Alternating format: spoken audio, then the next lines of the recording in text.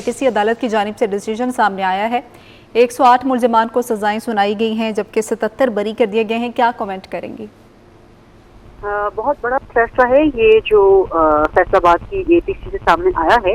इसमें opposition leader, कौमी assembly के, सेनेट में लीडर, पाकिस्तान तहरीक-ए-इंसाफ के और असेंबली में जो पार्लियामेंट्री लीडर हैं यानी कि उमर अयूब, शिबली फराज और जरताज गुल, ये सब फारिग हो चुके हैं, सब उड़ गए हैं, इनकी सीटें उड़ गई हैं। 10-10 साल इनको कैद की सजा हुई है। इसका मतलब है कि नाअहली भी इनकी साथी हो गई है, क्योंकि इससे पहले आपने देखा कि opposition leader Punjab assembly Malik Ahmad Buchar, MNA Ahmad Chatta और दीगर को भी सजाएं हुई 10-10 साल, और साथ ही उनकी नाअहली हुई। और आज ही इलेक्शन कमीशन ने पंजाब असेंबली में भी अपोजिशन लीडर की सीट खाली होने का नोटिफिकेशन जो है वो जारी कर दिया। इससे पहले भी दीगर MNAs PTI के 9 मई केसेस से ही वो नाअहल हो चुके हैं।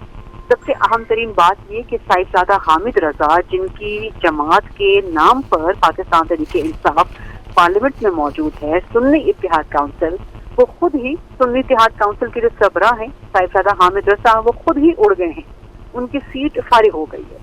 वो खुद 10 साल कैद की सजा हो गई है और नाअहली हो गई है। तो इसको ये बड़ा एक टेक्निकल पॉइंट है कि जिस जमात का सरबराह ही उड़ जाए और उसके बाद फिर उस जमात के नाम पर जो दीगर पार्लियामेंटेरियंस मौजूद हैं उनका मुस्तकबिल क्या होगा। ये बड़ा एक fine technical and legal point है। इससे कोई भी जा सकता है सुप्रीम कोर्ट में या अदालत में या इलेक्शन कमीशन में या कहीं पर भी।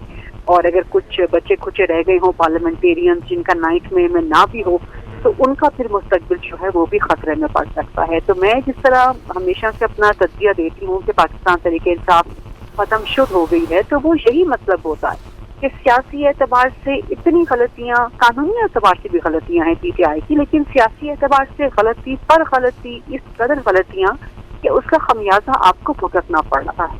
तो अभी जो 9 मई पर फैसले आए हैं, आना शुरू हुए हैं, ये पाकिस्तान तहरीक-ए-इंसाफ की अपनी सियासी गलतियों का और अपनी कानूनी गलतियों का, और सबसे बढ़ के ये कि उनका जो एक मैं ना मानू वाला रवैया है या मैं ना समझूं वाला सियासी रवैया है, ये उनको मुसलसल ले डूब रहा है। अब कौन होगा जो निकलेगा इमरान खान की रिहाई के लिए?